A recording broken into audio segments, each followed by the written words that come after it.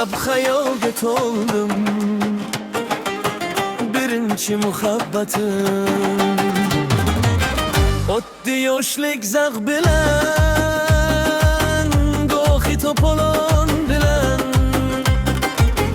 gohida yaxshi bilan, gohida yomon bilan.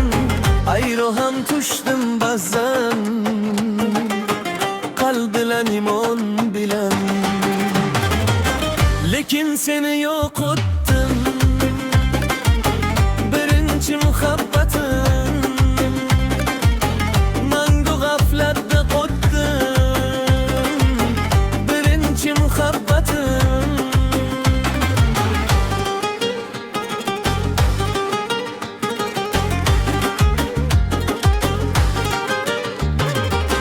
Dunyo degan shunday aynan bo'lmas sir ekan.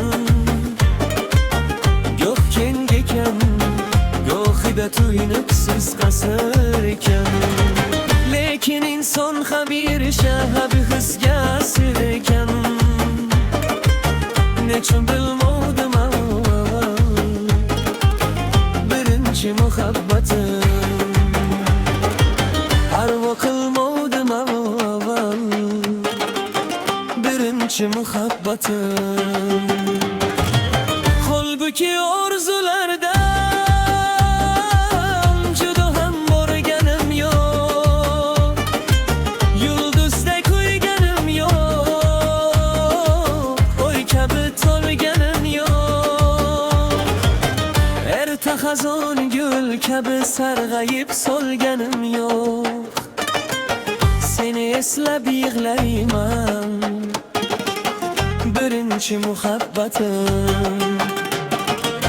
Eslab bag'rimga nilayman, birinchi muhabbatim. Yolin yo'qotsa odam,